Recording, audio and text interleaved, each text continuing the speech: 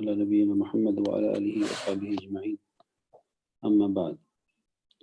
So inshallah we are going to embark on this journey of I'm looking at the computer because I think it's on Zoom. Well, it is being recorded anyway on Zoom.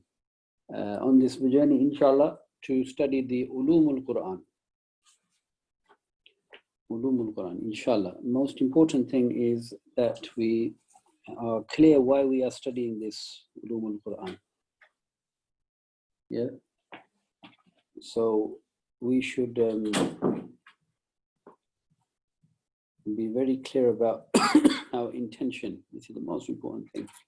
As you know, that any hadith book that starts, it starts with this hadith of Umar radiallahu anhu, innamal a'malu binniyat, that every action is dependent and will be judged upon its intention.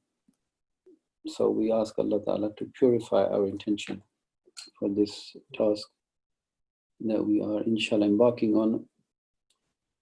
And there are, I'm not going to go through it because that needs a whole lesson. One of my teachers, mashallah, he used to emphasize this to us, the adab, the etiquettes of the student of knowledge. So the first adab is to have a clear mind and heart, which is your intention. And then as you are, mashallah, you have come prepared already, alhamdulillah. But then he would push us that learn to teach. Learn to teach. Now, when he said this to me, to be honest, this is maybe in the year 1999, he said this to me, I remember. And he said, when you go to, I was going to study somewhere, he said, you should learn to teach. And I would say, that's very nice of him to say that, but when am I going to teach this? I'm not going to teach this. But look, I'm teaching now, yeah? So think 2 decades, yeah, from now, inshallah, or less than that, that we want to teach this. At least we can teach it. We can definitely teach this to our children, our brothers and sisters, at least. This is the bare minimum. So learn to teach, because when you learn to teach, you really learn. And there is a perpetual reward in that, because you have intended something for life. Yeah. So these are the secrets of getting lots of reward. You intend that Allah give me the knowledge, ilm al-nafi', and beneficial knowledge of this, your Quran, that will allow me to enlighten others through myself, bi'idhnillah, until I am alive. And then whoever I can enlighten, then that will continue until the day of judgment. So inshallah, may Allah Ta'ala make us from amongst those people, inshallah. So the format will be, we will of course take an hour's lesson twice a week, and we will see how it goes. But I want to make this quite structured, in that you have done your pre-reading, you have made some notes on that, so that when you come, there's a focus already. We discuss those things. We can then ask anything we want to ask about that. And then there will be some activity post that regarding this. So that will give you some small tasks to start you off, to warm you up, not to burden you too much. And then you indulge in that. So what we do essentially is we look at a topic 3 times. Before, during, after. That way, inshallah, you will process, and the understanding will be embedded, inshallah ta'ala, in our minds and in our hearts. More important, our heart, not just academic. This is a spiritual exercise as well, alhamdulillah. So inshallah, let's start. I would be trying to make it interactive, but because of time, I can't make it as interactive as I want it to. Yeah. Real learning really takes place when you discuss and you bring forward your thoughts, and we process that. But khair, inshallah. Let me switch to the sharing of the screen.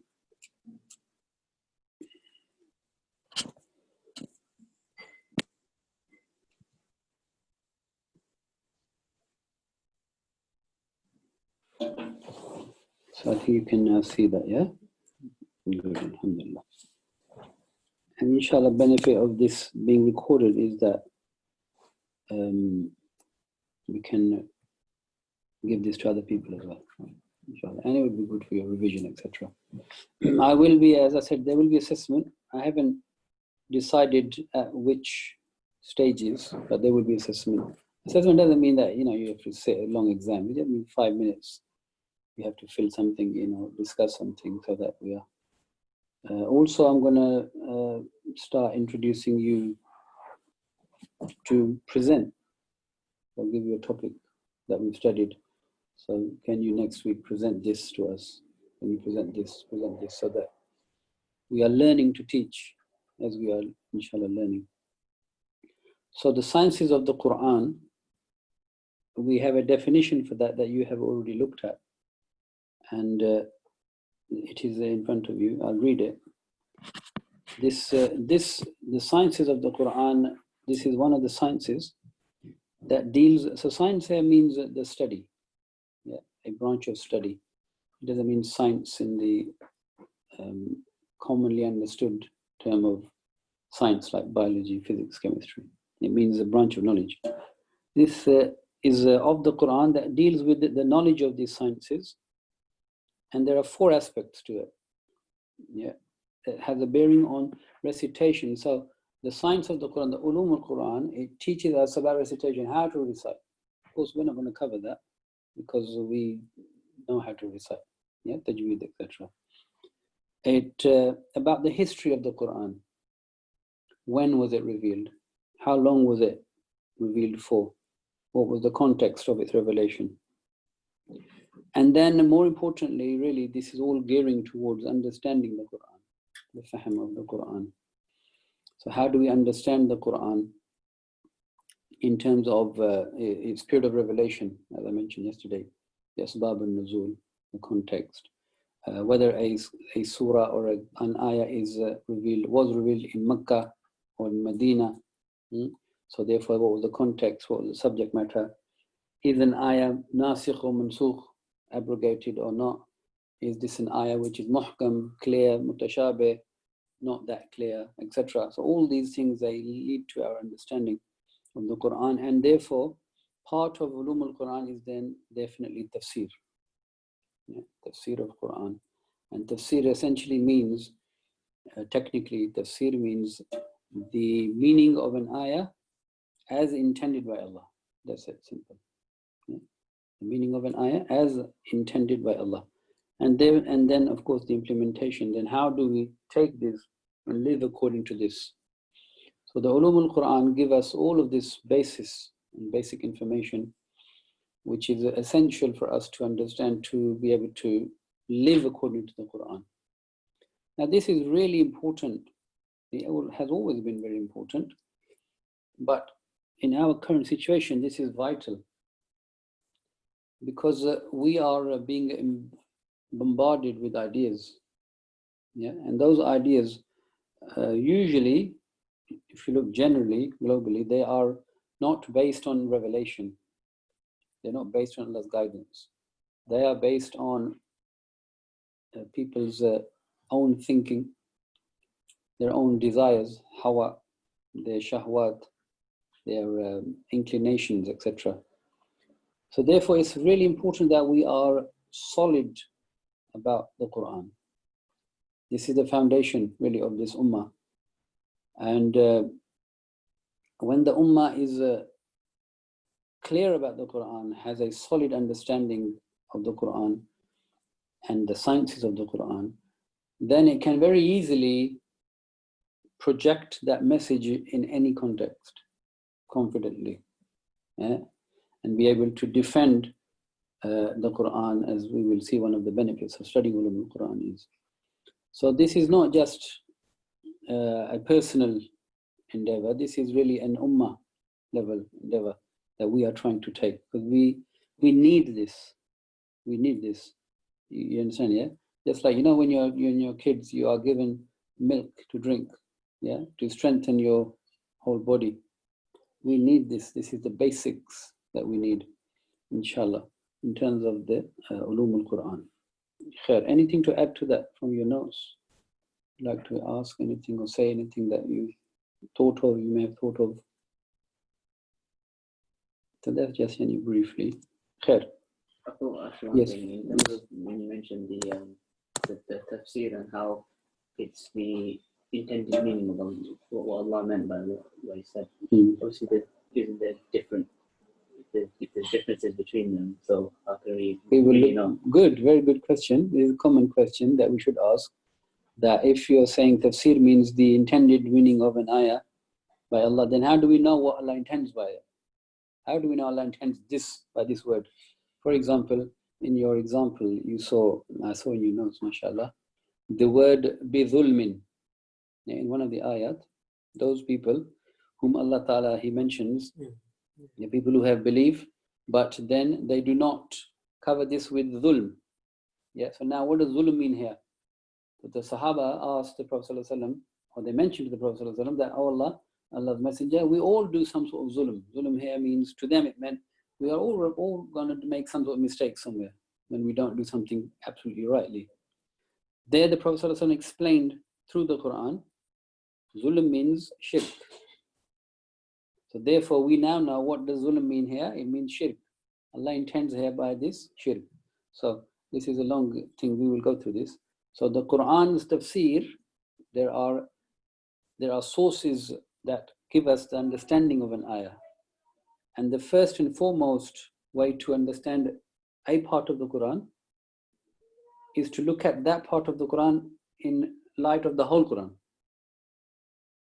Straight away we realize that, tafsir is not easy.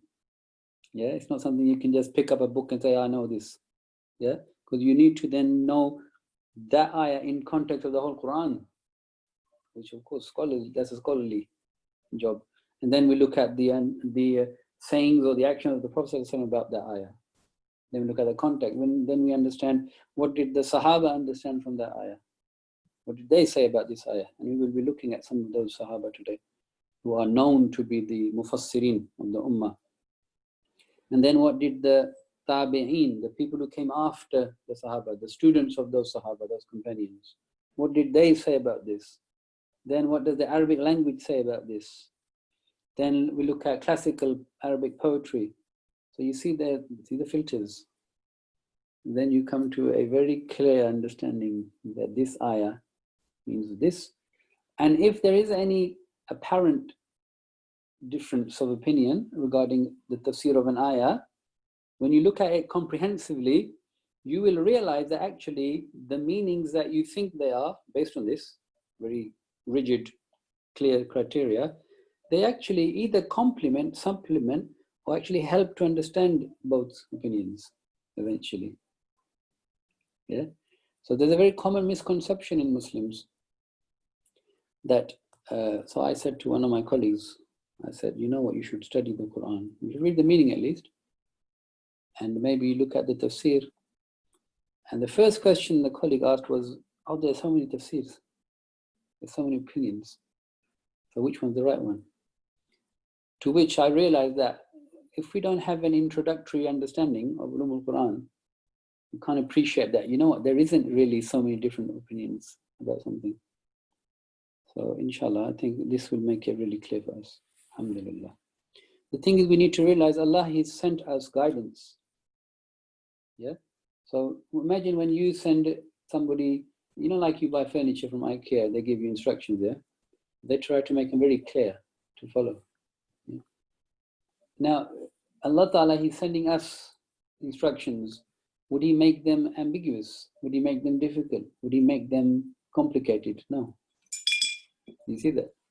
We have to come from that angle. We usually come from the completely opposite angle because of not realizing this. That Allah, He will not make it difficult, the guidance. He has made it easy. But inshallah, we will appreciate that more as we go through this, inshallah.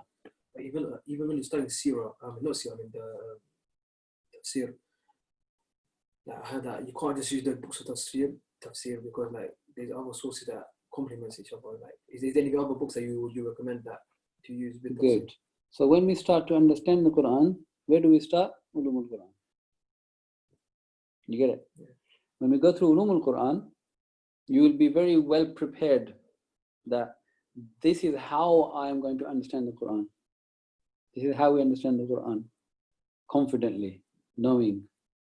And then you go to the books, but then you know what you're doing, rather than going to the books and then, so you start reading the books and it starts talking about terms that you just don't know what they mean. So that's why we're building this foundation, inshallah. And as I said, our main thing is that Allah has sent His Kalam and His Messenger to guide us. Yes, and He's the best guide. So Allah will guide us. We will make the effort like we're making, and Allah will guide us, inshallah. Okay.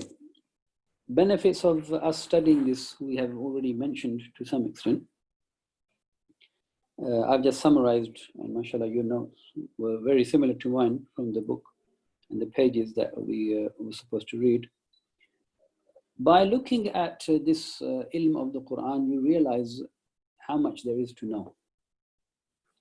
You appreciate that, you know what, I need to know this, because this is very necessary, not just beneficial, it is necessary for me to understand. So this is one benefit of studying the Ulum al-Quran, and especially about the Quran. Everything about the Quran brings barakah, blessing. Yeah? And barakah is something that keeps on increasing. Allah is the source of all blessing. Barakah means the blessing that keeps on increasing perpetually, forever. So this endeavor to understand the Quran, this is going to bless us not only in this life, but it will keep increasing. The blessing of this will keep increasing even after we die. In the hereafter, it will keep on increasing indefinitely. So this is definitely worthwhile our effort. I think number 2 we've mentioned already. This is to better understand the Quran, to know the Quran, and to make the endeavor of understanding the Quran.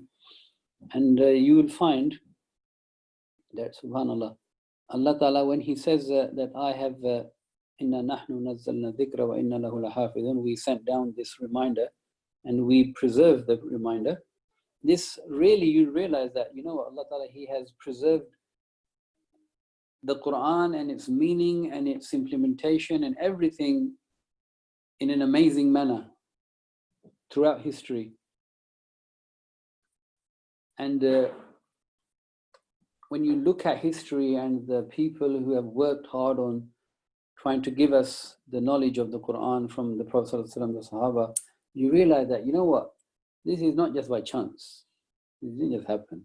Yeah, you can see that there's a complete plan here by Allah.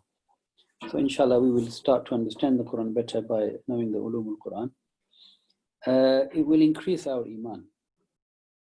This is very important for us. Our iman in Allah, in the messengers, in the last day. This is what really keeps us alive every day. Alive, I mean, not biologically, but spiritually alive, real life. As Surah Yasin mentions, that Allah, He sent this Quran liman kana hayyan. Quran has been sent for people who are really alive, meaning they live a life knowing the facts, knowing the reality of this existence. Where did this come from? Who's behind it? Is there something behind it? Why is this here? And more importantly, why am I here? What am I supposed to be doing here?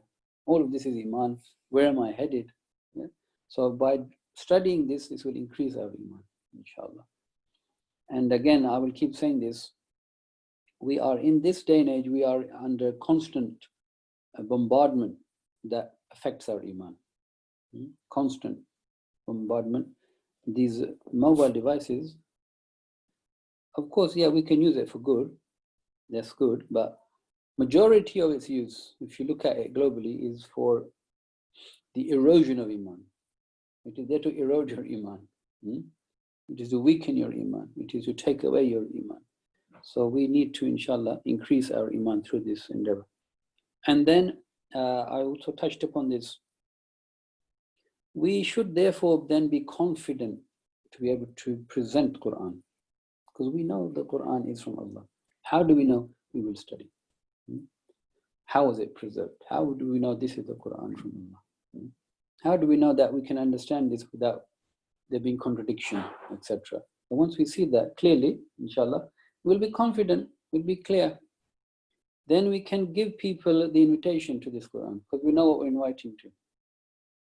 And as always, there is a constant struggle between the truth and falsehood, the haqq and the batil, fact and fiction. There's always a struggle. We can be part of the struggle to present the haqq to people because we are sure about it. We are clear about it. We have no doubt about it. La rayba fi. Allah Ta'ala mentioned in the beginning of the Quran, this is the book, there's no doubt in it. Meaning, if you have doubts, which Shaitan introduces, as he does, shubhat, the Quran removes those shubhats. Yeah? And this is the biggest challenge of the Ummah today. The shubhat that have been introduced, the doubts that have been introduced to our minds and hearts because of the environment that we live in, the context we live in globally today. Yes, it is not Allah-centric. It is I-centric. iPhone, iPad. I'm not condemning those things because I have both of them, yeah? But I'm just saying that it is all about me. Yeah, it is my desire, my nafs, my hawa. It's all about me. So man has gone from, or the human race has gone from being God-centric, Allah-centric, to me-centric. And in doing so, we are becoming God eventually. So this is the context that we need to appreciate. And inshallah ta'ala, we have to face, alhamdulillah. Anything to add to that regarding anything else you could have thought of other than what was in the book itself?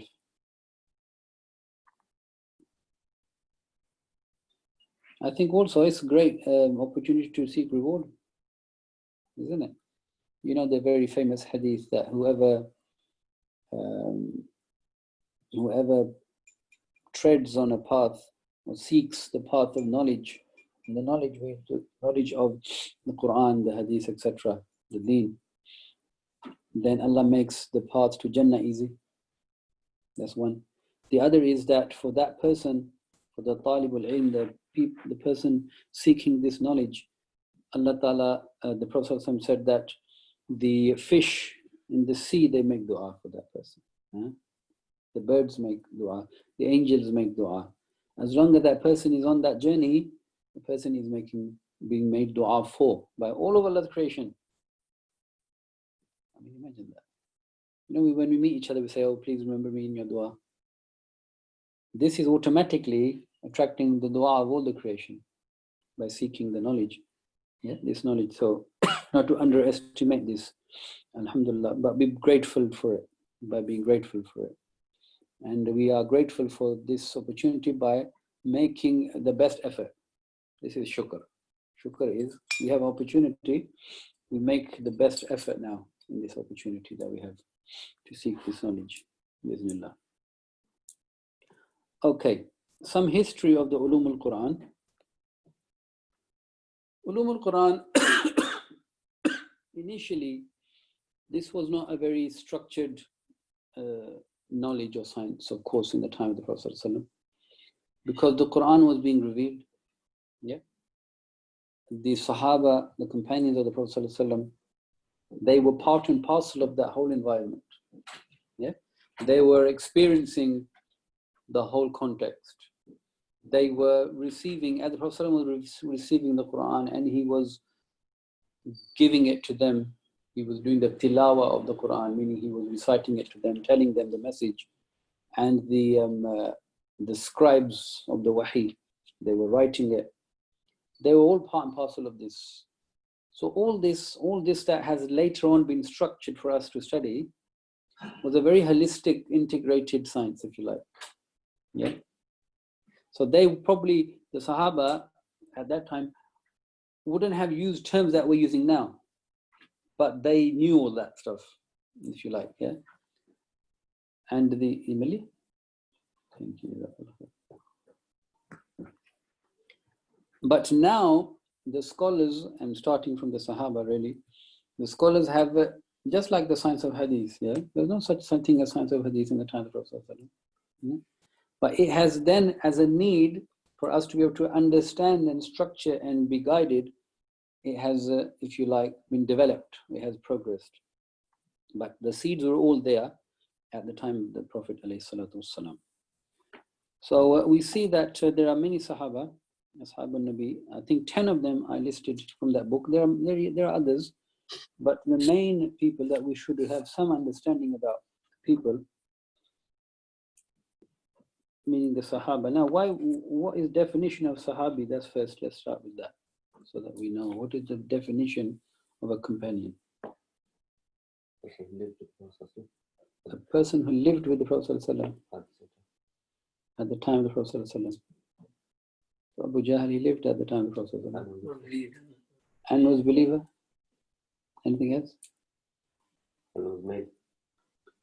No, the females were Sahabi as well.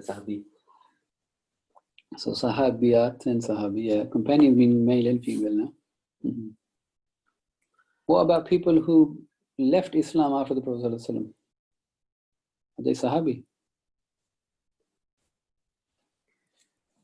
No, they're not.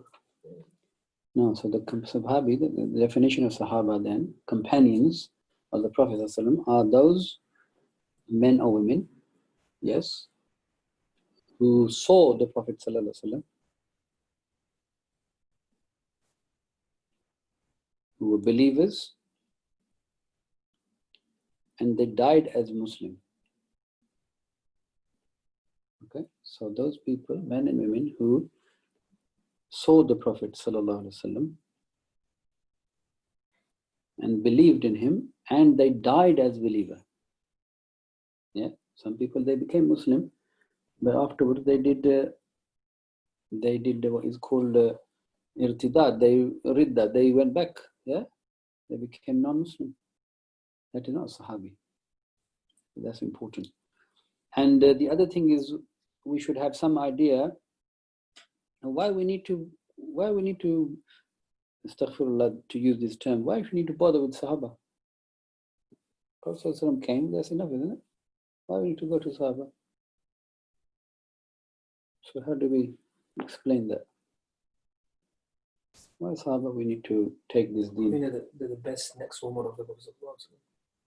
So it's like whatever the Prophet done, they basically embodied that as well. Okay, yeah. Any evidence? Can we give any textual evidence that Sahaba are people we should or we must? In the Quranic context, so that Allah does mention the Muhajir and Ansar a lot in the Quran. Very good. We probably an insight that we should follow them for their purpose. Very good. Very good. Alhamdulillah. Which ayah?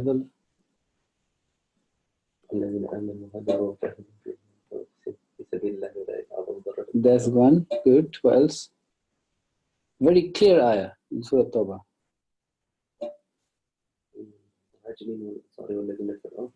No, that's not in Tawbah. السابقون الأولون من المهاجرين والأنصار ومن والذين اتبعوهم بإحسان رضي الله عنهم. Very good. Very explicit ayah. Yeah? I think ayah 100, check it, I'm not sure, 100 I think. Surah Tawbah. Those, the first to embrace Islam and those, yeah, who are at the forefront. Abu Bakr is the first of them. Yeah, radiallahu anhu. And then we have, of course, Khadija radiallahu anha. We have Ali radiallahu anhu. We have Zayd ibn Thabit radiallahu anhu. And all the companions. From the Muhajirin, who came from Makkah to Medina. And then Ansar, because the Ansar came later. Yeah. And whoever followed them, man tabi'ahum, whoever followed them, Allah is pleased with them, they are pleased with Allah. You see this very clear. Okay? You want to say something? No, why was it? 100. The other is that, Ibrahim, if you bring me Mus'haf Quran. It's very important for us to What does it know. mean? Allah is pleased with them. They are pleased with Allah. What do you think? It means they will go to Jannah. You see? Radiyallahu anhum. Or can you bring me a clearer one? This is color coordinated. It means Allah is pleased with them. If Allah is pleased with you, you'll end up in Jannah. But you are pleased with Allah. And you'll be pleased with Allah. Yeah? You'll be pleased with what you get. Yeah? I mean, it can also mean that they are pleased with whatever Allah has said in this dunya to them. Because they know this is from Allah, and Allah, He will only give us what is good for us. Better the incomplete. Give me that blue one. Yeah, good. Very good. Jazakallah khair. Okay. And in Surah Al-Baqarah, if we look at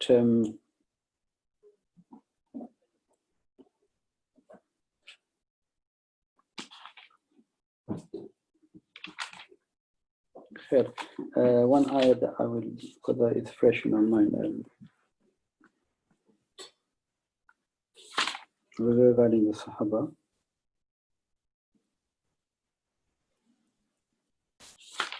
Ayah number in Surah Al-Baqarah.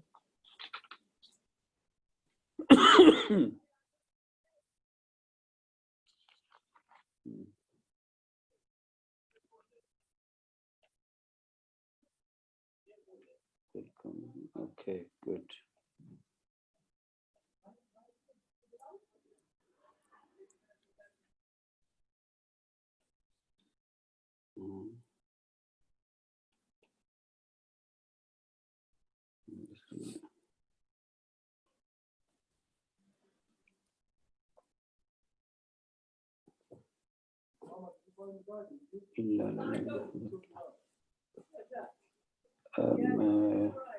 I will find it for you in a minute.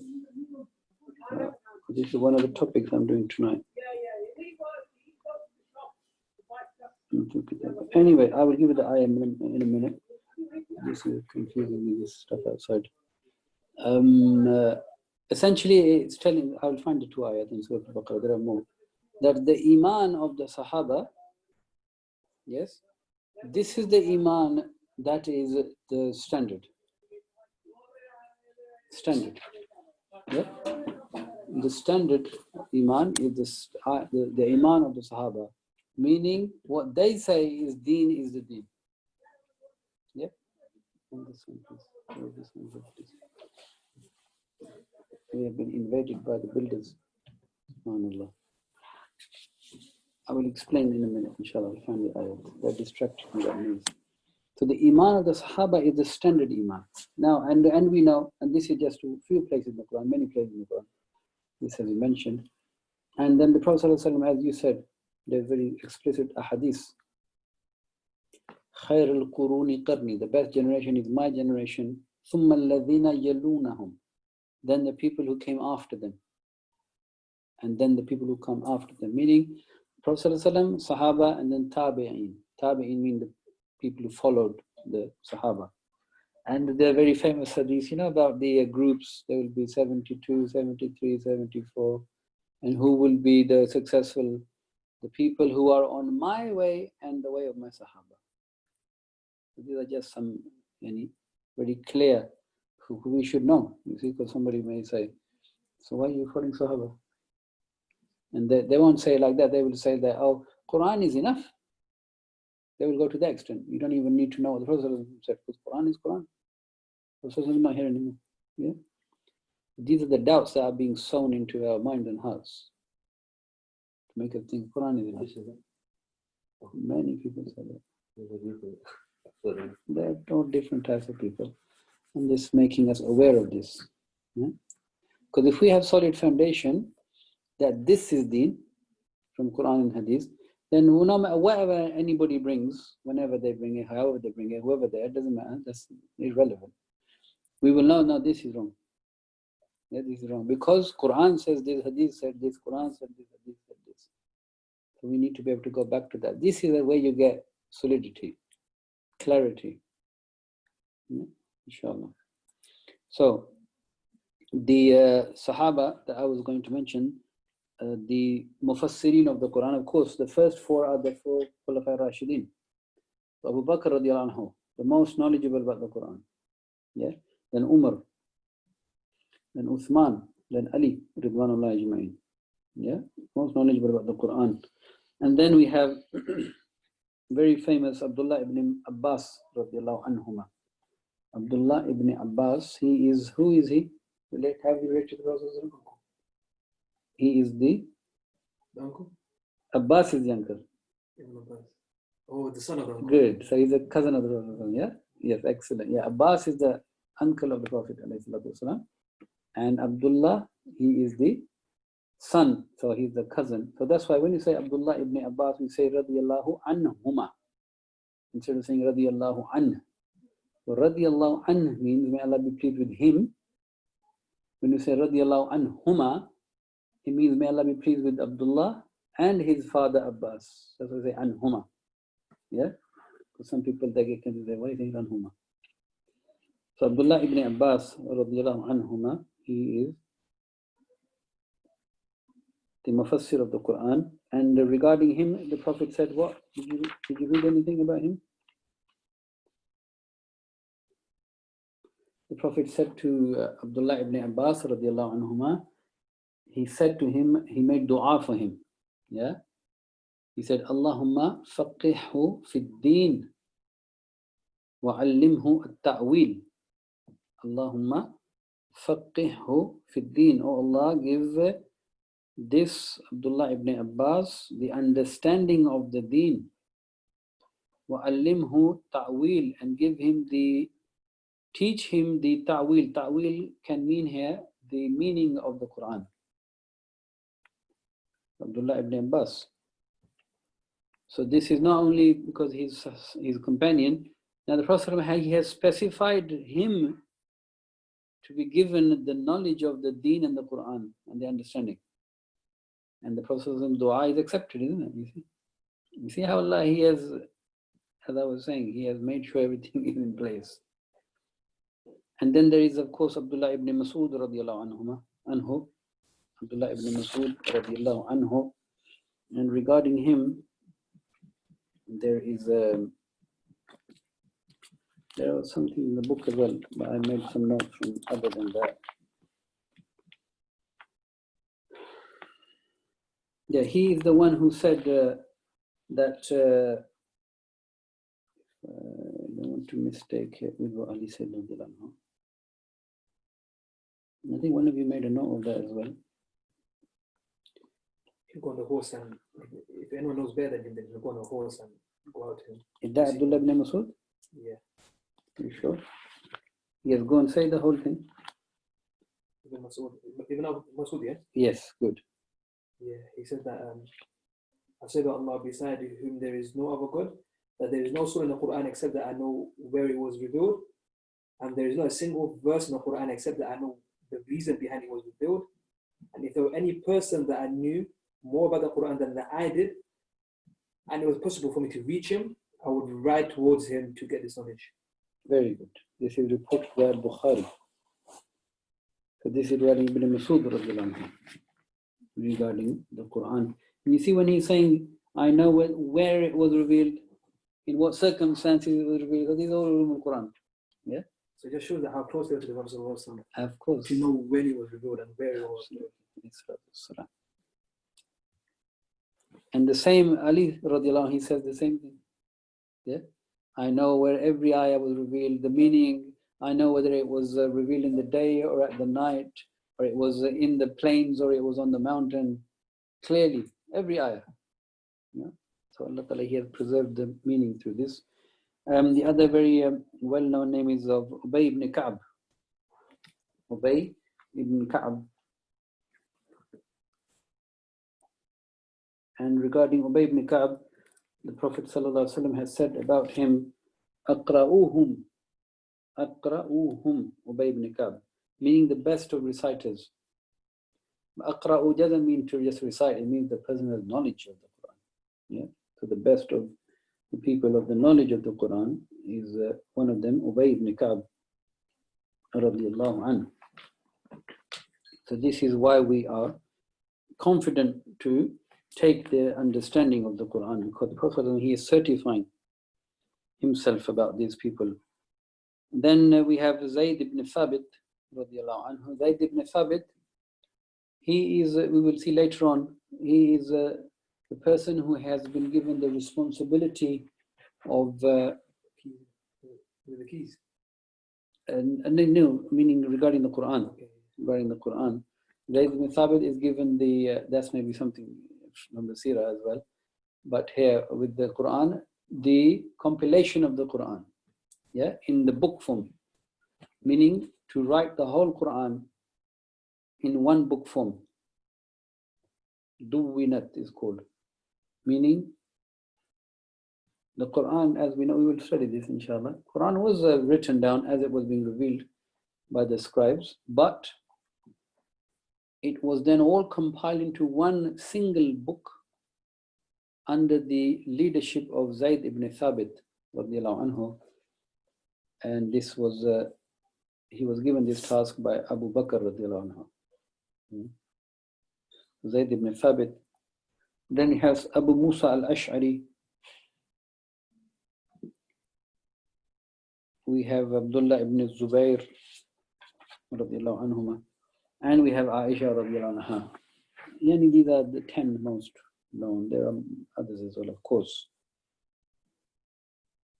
So these people are the people who then were the fountains of knowledge at the time. And there was I was reading in my other book, I think Abdullah ibn Mas'ud radiallahu anhu, that he would start giving tafsir of an ayah, and he would spend the whole day with the Sahaba to tell them what this ayah mean, or the ayat mean, the tafsir, and what the Prophet ﷺ said, everything clearly. So this was, you see, Allah Ta'ala, He made them such that, alhamdulillah, and guided them that they made all this rigorous effort.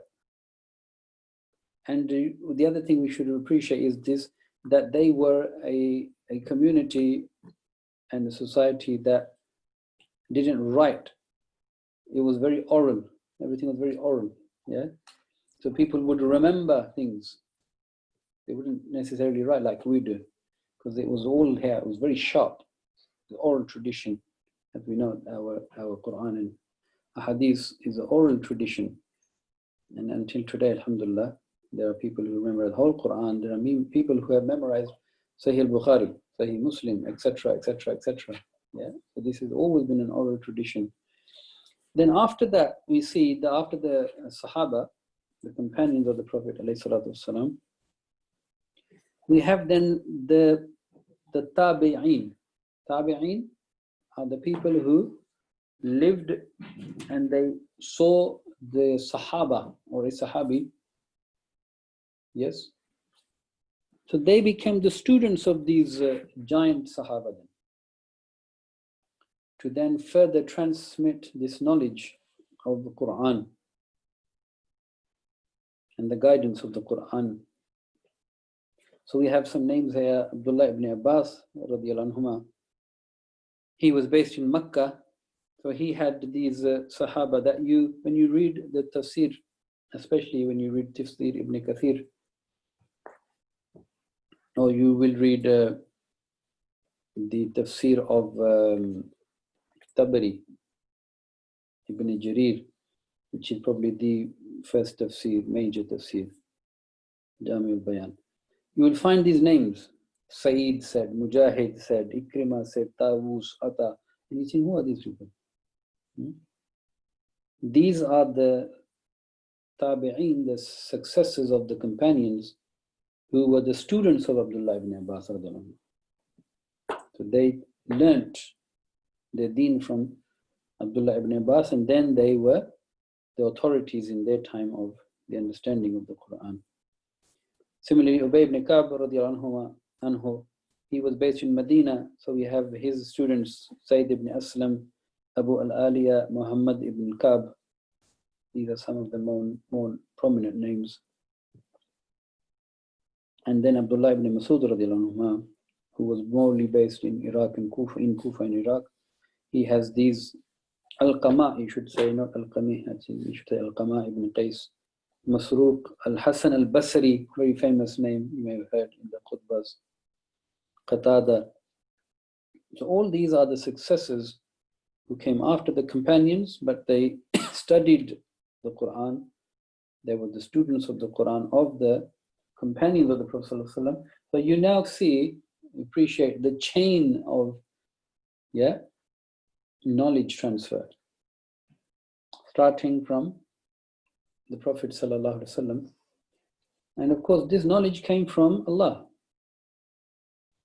Quran came from Allah. Allah Ta'ala, He sent the Quran through Jibreel to the Prophet ﷺ. And He taught the Prophet ﷺ its explanation. We'll look at that later on, inshallah. And then the Prophet ﷺ taught this to the companions taught this to the tabi'een. So how it has been very robust, real, actual, because the deen is a living thing, It was not just an academic exercise, it was living, it was lived. The Sahaba, the first Khulafa, the 4 Khulafa, they were living Islam. You see that? It makes a big difference, doesn't it? It's just like, for example, you have a certain a code of conduct and regulations that you will implement in an organization, but the organization is just on paper. But if it's running, like the NHS, it's running now for, let's say, 100 years, let's just say it. Now everything is robust, isn't it? Everything has really been tweaked, fine-tuned, etc. You see what I'm getting at? So the deen had been completely, fully understood and implemented, and you get it. It was clear. It wasn't just an academic exercise. And subhanAllah, that seems like one of the wisdoms of that time, of the 4 Khulafa, that it had been clearly seen in action. This is the deen. Alhamdulillah. So these are just some of the Sahaba that we wanted to talk about, the history of Ulum al-Quran. And then after that, as we mentioned, and in the book it mentions, Ulum al-Quran was not a structured science, as we said, but a lot of this was in the tafasir. So as the companions mentioned, I know where it was revealed. I know in what circumstance it was revealed. So when they gave tafsir of an ayah, they would say, this was revealed at this time in Makkah, for example. At this time of Makkah, when this was happening. Therefore, you know what year in Makkah. This was the situation in Makkah. This is the incident that took place. But this was all, as I said, it was all holistic. But after that, then we find that the Ulum al-Quran has been then structured by 2 very famous people. I didn't complete this. Let me complete it as we're doing it then. The first book is called Al-Burhan fi Ulum al-Quran. And we do this while we're doing it. Fi Ulum al-Quran.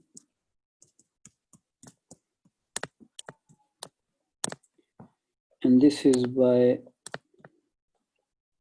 Badr ad-Din az-Zarkashi. Az-Zarkashi.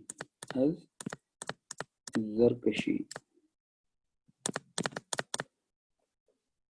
And he passed away in 794 after Hijrah. 794 after Hijri.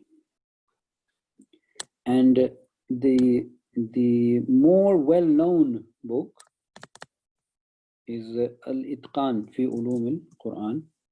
And this is the book that I, alhamdulillah, was able to study. See this, I studied this, I don't know how long ago. I think before Abdullah was born, with Sheikh Sayyid Hassan. I never had there was no even distant thought that I'd ever teach this, ever. I just was there. And alhamdulillah, Allah Ta'ala gave opportunity for that. And this is by the very famous Jalaluddin al-Suyuti.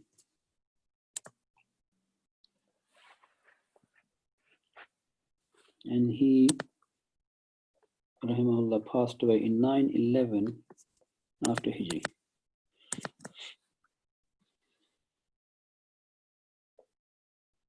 These are the two very well-known and the most prominent books. And these are really the two sources of Ulum al-Quran in that they were structured. Yeah, these two people, they did a lot of work to extract all of that from the tafasir, etc., to allow us to then have this structured understanding. And as I mentioned, in English, the one book that we are, I think the book we have got, alhamdulillah, is probably the best book in English for this topic. And then there is the book by Ahmed von Denfa. Ahmed von Denfa, which was published in 1983.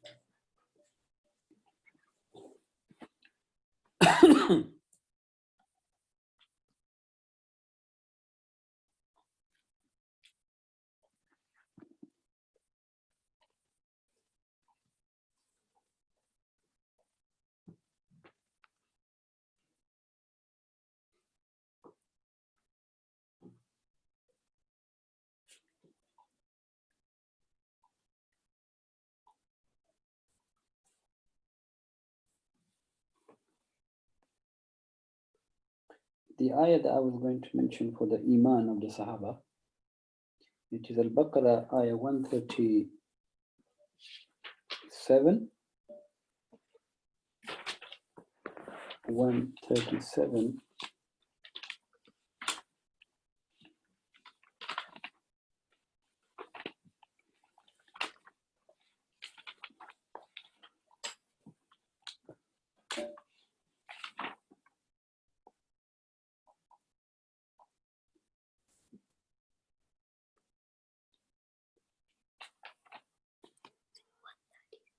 137.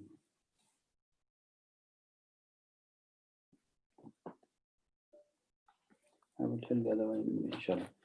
So that, alhamdulillah, if we very quickly have a look at that, we recap that. In the lesson.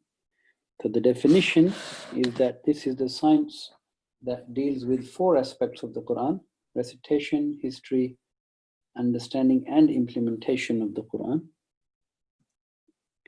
And the benefits, inshallah, we realize how much there is to know.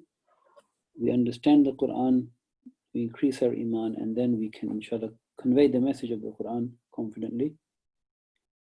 And this is a bit of the history, starting from the Prophet ﷺ to his companions. We mentioned their merits, we mentioned some specifics about them. And then the tabi'in, the successors of those companions that we would, inshallah, get used to when we start studying tafsir. And the more, if you like, recent two books, that the book we are reading from by Yasir Qadi is based on these two books originally. So we have an understanding of that, inshallah, bismillah. So with that, today we have, alhamdulillah, covered what we wanted to cover. If you have anything to add to that, bismillah. Anything you'd like to say? I had a question about the hadith where it says that the Prophet said that the best generation is my generation than the one after. Yeah. I mean, we just kind of thought, but like, does it refer to kind of even after the tabi'in? So like, you know, the one after the tabi'in? No, it didn't. You see, it stopped there. It stopped there, yeah. Okay, yeah. And that was just something in my mind. Yeah, that's right. That's right. That's a good question. You know, I was listening to one of my teachers at the moment, and he's giving us some very good. It's in Urdu. That's why many people I can't share it because they don't understand Urdu. He's talking about the concept of history and time in different civilizations. how do people view time? So he says the contemporary view of time is the secular, material, liberal, etc., whatever you want to call it, is that of that as time is passing, we are only making progress. Yeah? We're only becoming more progressive, whatever that means. Yeah, because that can mean lots of things. Other is that we are only going downhill. Yeah. And you know, this is it's interesting. I was listening to my dad this morning. He was saying that nowadays, these kids nowadays, you know, you heard that, which automatically means that the previous time is better than this time. Yeah? I was thinking about that. No, he was talking about all of us, I think. But my teacher was saying that the Islamic, what do you think is the Islamic perspective on this? Do you think? Downhill. Downhill? Yeah. Do you have any evidence of it? So you could say that, yeah. Oh, sorry, I have it here. What else? What do you think?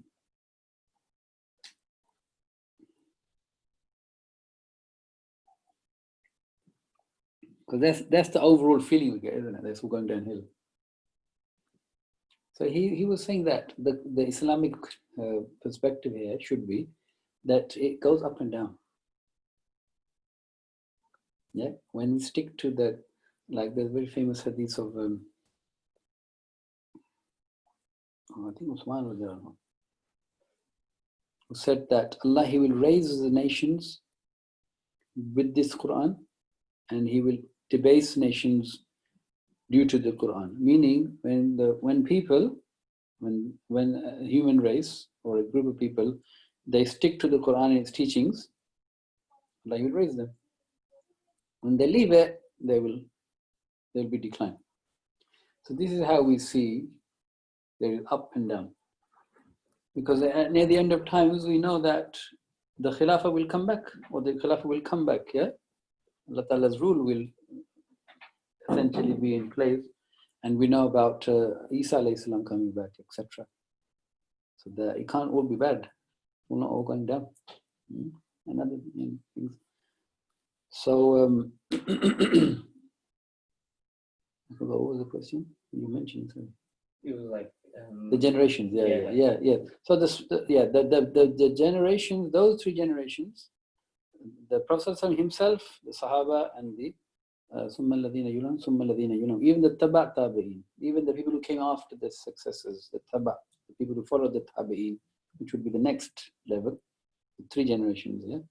The Sahaba, people who came after them, and people who came after them.